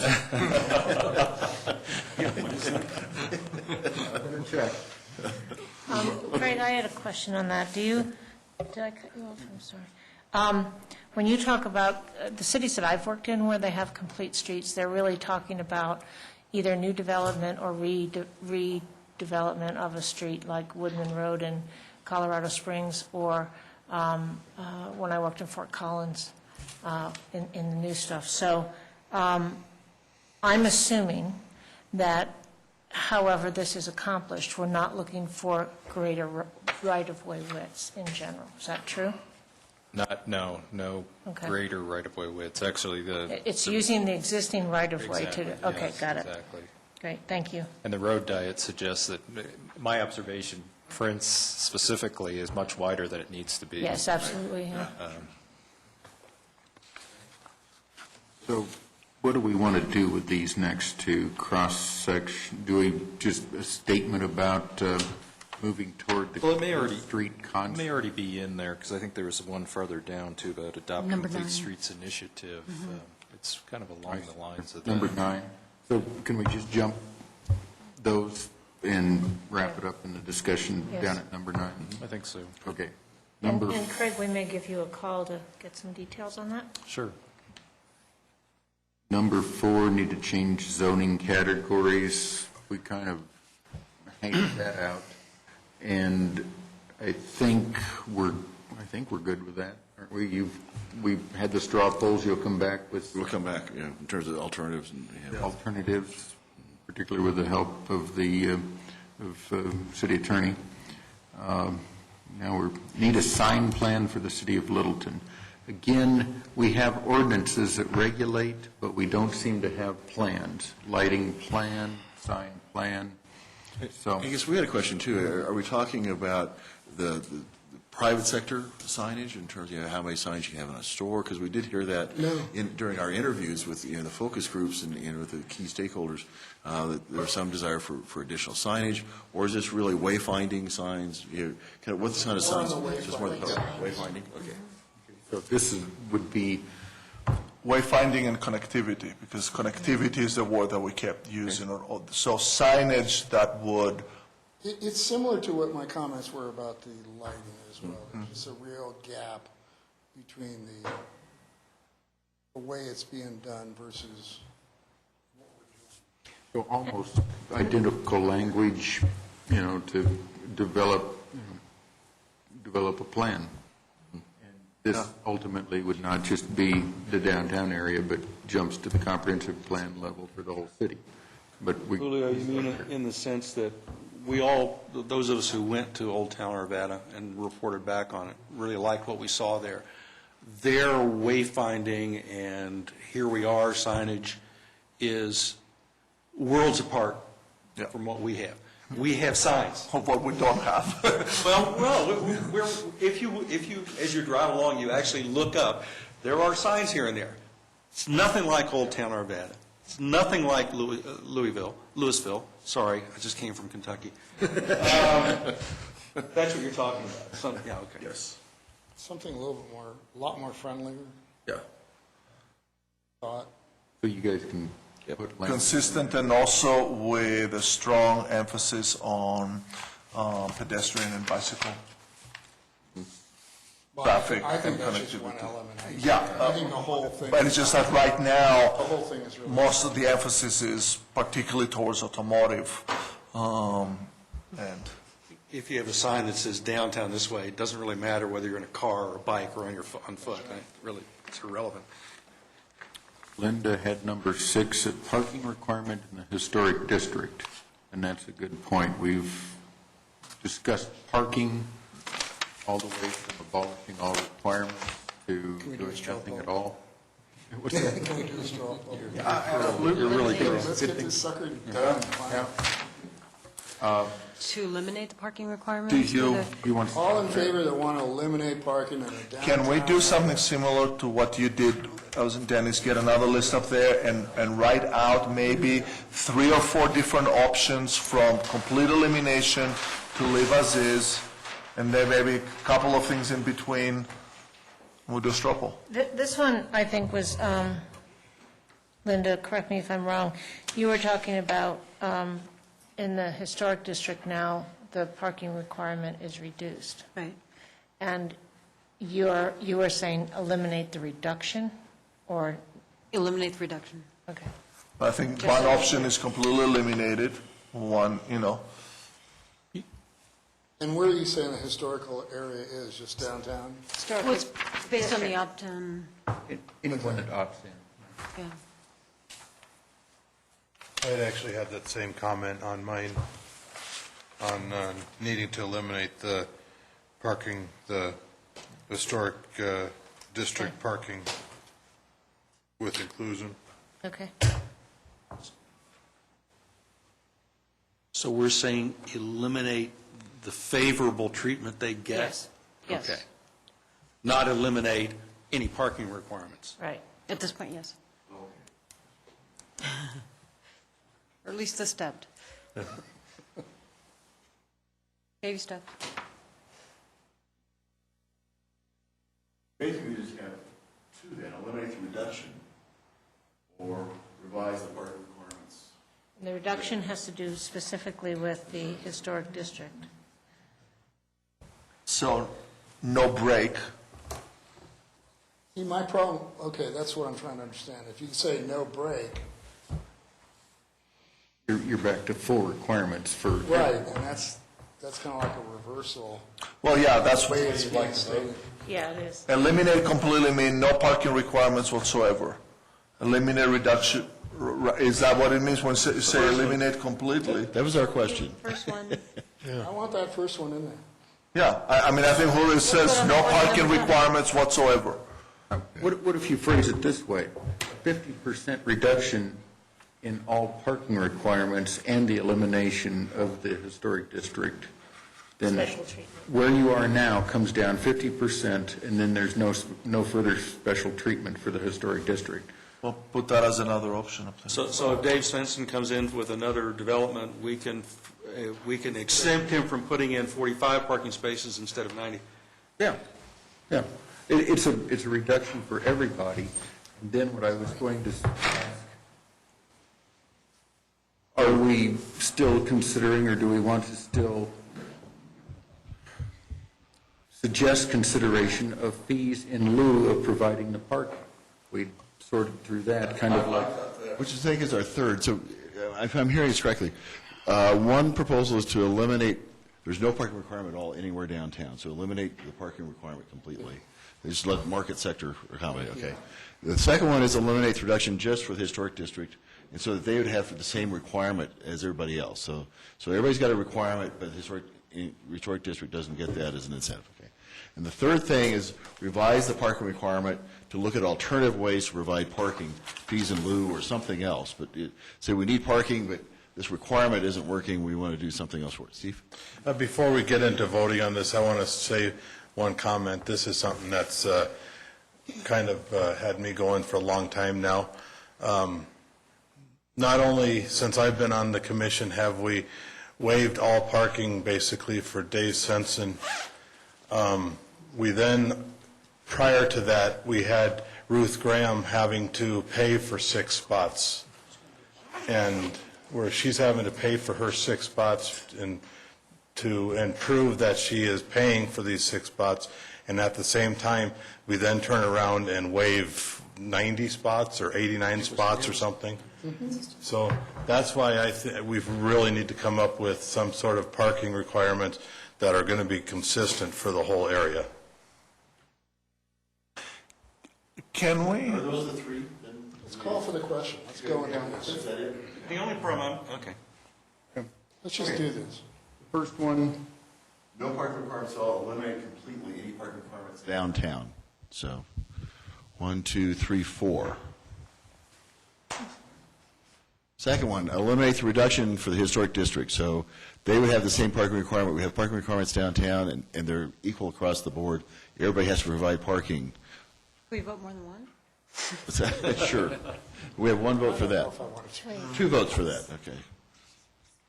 The third is... A little bit of clarification. So Okay. basically, there'd be just a reduction for the No, my understanding with the second one is there would be no reductions. Everybody would have the same parking requirement. We have a parking requirement Right in now, if you place. agree to join the historic district, you get a reduction in your on-site You got parking. to cut in half. Right. Right. So, and the third one would be keep a parking requirement or some kind of requirement for to provide parking, but look at alternative ways to do that, whether it's fees in lieu or something else. So, 1, 2, 3, 4, 5, 6. Okay, having gone through that, is there any other alternative we didn't vote on? Is there anything else out there? Can I ask Okay. on number 3, if we put it specifically fees in lieu, just, not just generically alternative. I'm kind of curious because that's been something that's been discussed, is that, I'd like a straw poll of how many people would support specifically the fees in lieu. Sure. So, as one element of that. Huh? As one element of, Yeah, not necessarily that there aren't any other alternatives, but... So a strong recommendation to look at that as an alternative that you'd be supportive of. Okay. Okay, All right. I'll vote on that one? Everybody Okay. in favor of 1, 2, 3, 4, 5. Been talking too many people. Before we decide something like that, we really need to ask a basic question. Who pays for parking? Who pays for parking down at Aspen Grove? it was paid for by the developer. Oh, really? You don't think that's part of the rental rates, the lease rates charged by the store, and therefore factored in as overhead for the price of the goods? Yeah, That's the way it works. the developer paid for it and then is paid back. And if you park in certain areas, like a Cherry Creek North, and you pay parking, but you can go and get your ticket stamped, and so you don't pay for it, the merchant pays for it, except you're still paying for it through your prices. Some places you pay at a meter immediately. There's all sorts of I different, mean, there's no such thing as a free lunch. Sooner or later, as a consumer, whether you're a shopper or a customer, a client for a service organization downtown, a business, you're paying for parking. So I think we're aware of that. Did you vote yes in the fees in lieu? No. who pays for the on-street parking currently, on-street? The city by maintaining it. And how does the city maintain it? Through sales tax revenue. But the city gets their money from taxpayers and tax revenue, so So one way or another, you're going to pay for parking. land costs money. The question is, what ways are going to serve the needs? See, and I have a fundamental issue. I don't believe that there's a parking issue downtown. Period. Dave, do you feel that at Merle's, they should have been able to knock out a whole city block to come up with his parking? been able to or required. Well, that's what the requirement would have been, would be to Well, knock out a whole city block. We had this discussion, and unfortunately, most of us had no say in the matter.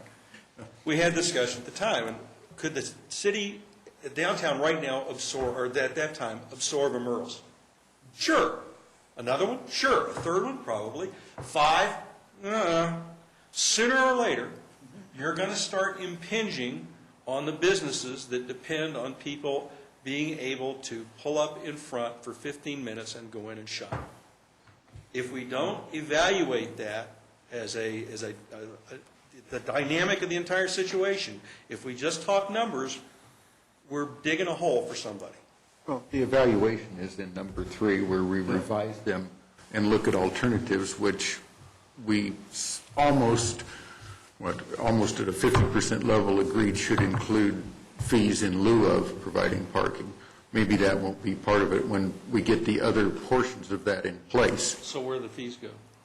We aren't going to... We talked about this. Well, this is under the alternative. We came up with what we thought of there. Let's move on to the next item and hammer out a couple more of these. Substance, we postpone the discussion. Further to science sustainability, I know Jenny's got some material that she picked up at the conference she went to, which I think will help do that for us. We talked about trying to build that in throughout the entire plan, and I'm sure you don't have enough time to go into all that. I don't know if you want to hand something out or if you want to wait till next time and have a longer discussion. How you feel about that?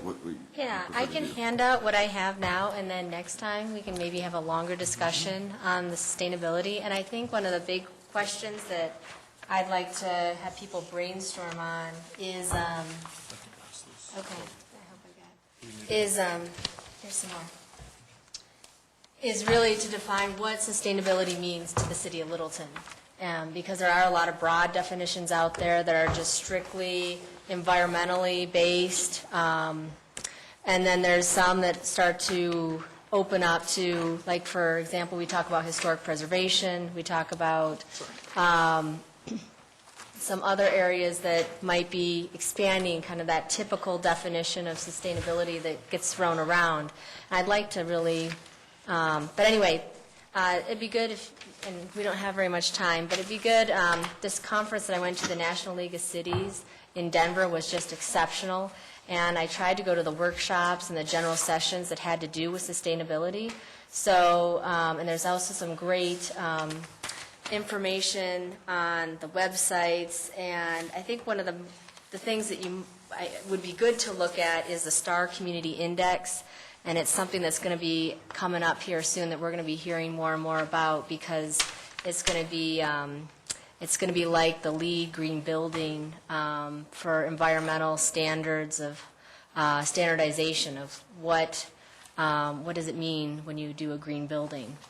Basically, the STAR Community Index is going to be a standardization of looking at how do you evaluate communities from a citywide basis. So it's in the works, and they're still in the process of piloting it. So, but anyway, and I started to, at the very end of the handout, started to kind of brainstorm some of the sustainability items, some of the things that we heard, and just in general, just wanting to make sure that we cover sustainability in each of the sections.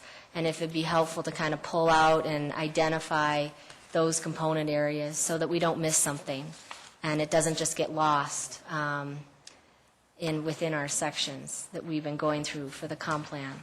So, and if there's any further information I've got, and also, I talked to a lot of vendors even on finding out more on the Denver B-cycle, finding out how much it costs to install one of the stations. It's basically $50,000 to $60,000 per station, which is a significant amount.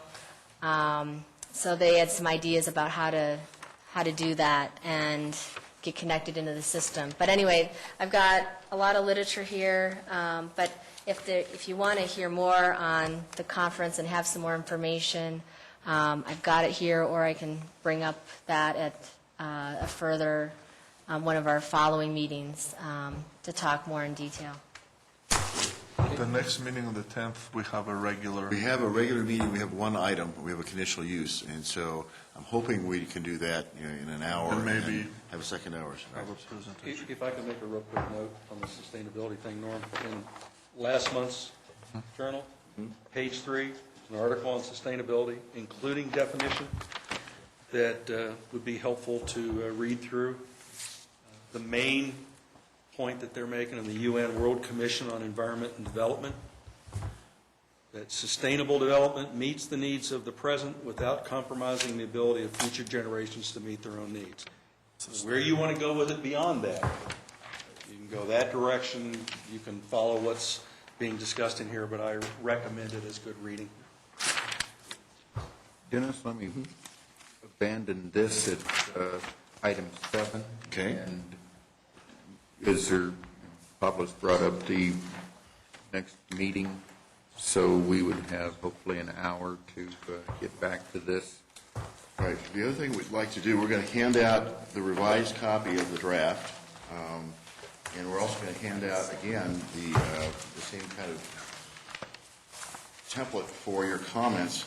It's the same template we used last time, so if you could provide that to us, and we would love to have that next week, so we could actually incorporate those changes in time for the 10th.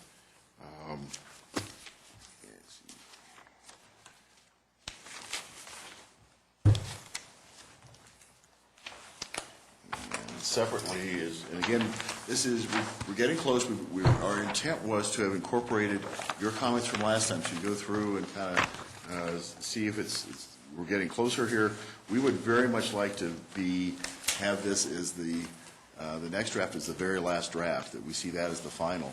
So that's our goal, is to have all the ideas in there. We know that it's not edited perfectly at this point. We'll be looking at two types of editing, both a factual edit as well as a grammatical edit, which will be the final edit that's done. And when we do that factual edit, we'll go through and actually have people checking, make sure we're not inconsistent, that type of thing. So don't worry about the editing. If, however, you do want to turn in your copy of the draft plan with your comments in it, we will look at those and compare all those and try and incorporate all those changes. And that can be helpful as well. So you can see that. You say next week, give me a date. Let's see, today, if we could have it by next Wednesday, next Monday? The 5th. What's that? The 5th is Wednesday, is that correct? Yeah, that's right. That's right, the 5th, yeah. Oh. That'd be great. Return comments by the 5th. Right. Do you just want hard copies or just comments in an email or? No, We want copies on the template that I'm going to distribute if I can find it here. if we emailed you the template, you can use the email that we sent last time. Here's the template. This Here's one, the template. we were not smart enough to figure out how to put it on one page, so just pretend it's one page. Here come the templates. And I will email those out to you as well, so you'll have that again electronically, so you can expand on it. So looking beyond the next meeting for the conditional use, anything else toward us? There are some things coming toward us, nothing scheduled yet. So it's looking like at this point we'll have that second meeting in January as a study session, and we'll have other things coming in February probably, but nothing else in January, unless we're surprised by how quickly something moves back to us.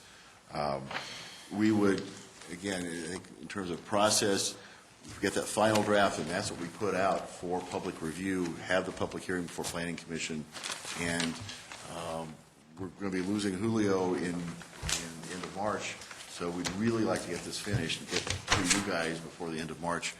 City Council would be ideal, but at least through you, because we need to maintain that continuity. So if we can, that's our goal, is to finish this up, so we have a product. So hopefully we're getting closer. We think we are. We're happy with it. A lot of what we did was took your advice in terms of shortening, so it's getting shorter rather than longer at this point. Good. We try to get rid of some of the more colorful Chamber of Commerce language that we were using, and we tried to simplify it a little bit. So not only our advice, but somewhat the direction of council. Right. As far as the Absolutely. thing. Be succinct. Yeah, I went back, and that's definitely the direction that I saw as well, as I was looking through the files, so. Sarah Jane, am I missing things in terms of, I don't think so. I thank you all for your thoughtful comments, really appreciate them. we really do appreciate it. Yeah, it's a lot of work, I know, and we really appreciate the time you put into it and the effort, and hopefully everybody's as pleased in terms of, as we are in terms of getting there, so. We're very close to our final moments here. Let me use a segue. Julio is term limited. I am not going to apply for another term on the commission. It's been a pleasure, but there are a lot of other things that I think fit my interests more closely, sort of hands-on construction type of things. So let me just say that after March, then I will be doing some other things. I may take a year off and come back to some kind of board or commission, but I decided I didn't want to be on any kind of board or commission. So this is the natural ending of my 3-year term, and I think that's probably a good time to tell anybody that I haven't spoken to at this point that that's what I decided. So with that... On that note, since you are, because I've talked to some people, I will also not request reappointment. My work time commitments, as you've noticed by my absences, have been higher than I anticipated when I first applied. I don't feel it's... There was a question we all got asked when we first applied, do you have the time to ask? And the answer that I would give now would not be the one that I gave 3 years ago, so... Situations change. So as you Yeah, can see, so as such, sorry, I hope to continue to be involved. Maybe I'll be in the galley like Jerry every now and then and ask you, but... it just it reinforces the need to finish because we're losing some amazing resources here, so, and people, continuity, so we need to finish up, get this one done, so, thank you all. Right. A couple of minutes late. Do we have a motion to adjourn? Move to adjourn? Second. Very good. All those in favor? Bye. Bye.